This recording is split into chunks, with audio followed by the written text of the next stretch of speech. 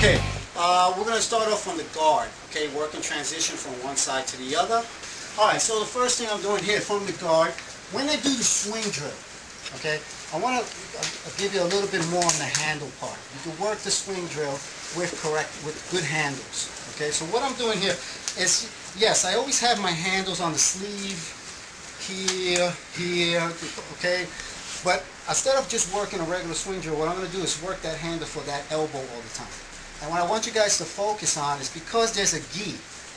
When I go, let's say what I mean here is my basic swing drill is going to be here, right? I'm going from one side, I keep that on my chest, I'm going to work here. So now what I'm going to do is start working the handles, the handle part of the game. So I'm always going to come underneath,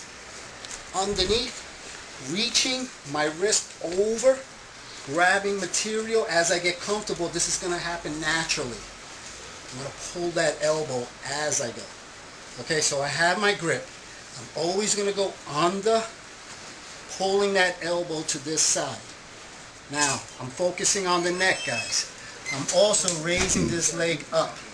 Okay, I don't want to leave it down here. Focus on keeping it up. Okay, so as I go to the other side, I'm grabbing my grip, releasing, cutting underneath, over the elbow, grabbing material at the same time, leg is coming up, focusing on the neck. Okay, so as I go, look, 1, 2, 3. 1, 2, 3. Okay, so as I go always underneath. Pull the elbow as you go. If you don't have the elbow and you're out here like this as you're doing this drill, no good. You're practicing a sloppy armbar. Okay, so as I go, I'm pulling that elbow across at the same time as I'm flowing back and forth. Okay, so your details to pay attention to. Just to get used to the handles, I don't even have to do the drill. I can just practice this here. 1, 2, 1, 2. Just to get used to going my hand part of the game. Now the rest of it. As I go, 1, 2. See, there's no break in the flow. Okay? Ideally, especially for the beginner guys, never this. I don't drill like this. I can't even see my opponent. I can't see anything. Okay? The more I stay balled up, the more I crunch in, the more I'm going to move like a ball. And that's what I want. I want to move fast. I want to be in the game. Okay? So if I'm staying crunched up like this, what happens is when the arm and the elbow stays in like a little wall here, gets stuck. It helps me control the arm. If I flatten out, it gives them an opening to come out. Gives them space to move. When I stay crunched, you see what happens to that space? It's only allowing them to come up. So I take away the lateral escape routes. Okay? And I only allow, so then my legs and my arms are controlling the up and down routes. Okay, so when I go here, the person, it gets a good base. So what I do, the hand that's by the head, that's the hand that needs to secure this arm right now. Okay, not my inside hand. I'm going to take the hand by the head and reach in to secure the arm. Okay, so what I did, I went for the arm, but I got two hands here. The person is defending here, so I'm going to take the hand by the head, the hand on the outside.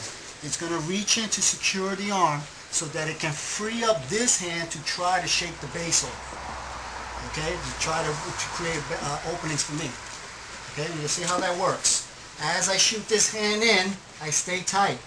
I can even feed. I don't have to worry so much here.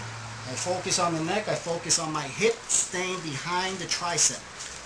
As long as my hip is pushing the tricep, I have a great chance of finishing this armbar. Okay? So I'm here like this, secure, tight, balled up, tight on the person. So what I'm going to do here, I'm going to raise my hip and look for that far leg. Okay? So I raise my hip and look for the far leg. Now, notice what I'm doing with this far leg. I'm using my back hand to hook it so that I can push off of it.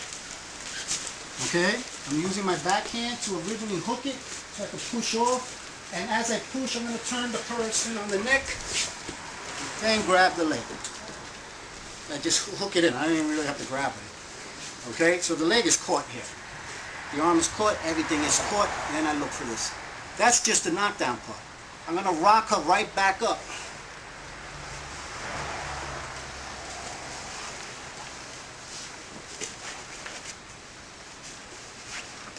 I look for that. If I don't see this leg, I don't find it, I'm going to go to the hip.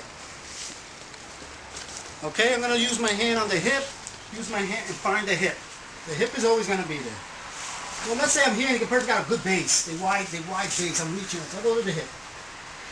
Okay? I push off the hip. I'm here.